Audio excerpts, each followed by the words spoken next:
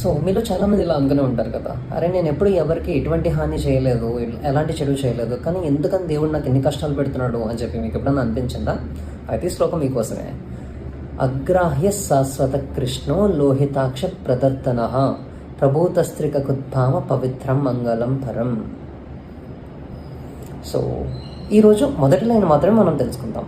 అగ్రాహ్య అంటే గ్రహించడానికి వీలు లేనటువంటి వాడు.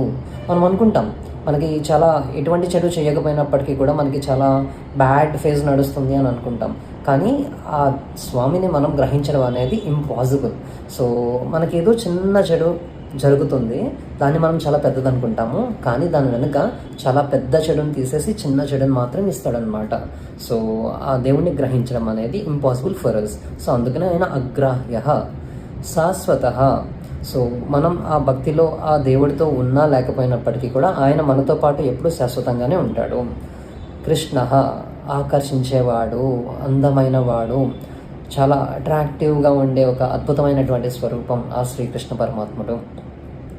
లోహితాక్ష అంటే తన యొక్క కన్నులు ఎర్రగా ఉండేటటువంటి వాడు అని అర్థం. లోహితాక్ష ప్రదర్తన అంటే తప్పులు చేసిన దుష్టులని తగిన శిక్షలు ఇచ్చి కఠినంగా పనిష్ చేసేవాడు అని అర్థం. ప్రదర్ధనుడు. సో ఎప్పుడైనా మీకు ఎవరైనా చెడు తలపెట్టినా సరే మీరు వదిలేసినా నో ప్రాబ్లం, ఎందుకంటే మిమ్మల్ని బాధ పెట్టే ప్రతి జనరల్గా బిర్యానీని ఎవరన్నా పంచుకుంటారు, బట్ దరిద్రాన్ని కూడా పంచుకునేవాడే బెస్ట్ ఫ్రెండ్ అనే ఒక మంచి ఫ్రెండ్ ఉంటాడు కదా, అలాంటి ఫ్రెండ్కి ఈ రీల్ని షేర్ చేయండి, మీకు కూడా మంచిగా జరుగుతుంది. Thank you guys. నెక్స్ట్ శ్లోకంలో మళ్ళీ కలుద్దాం.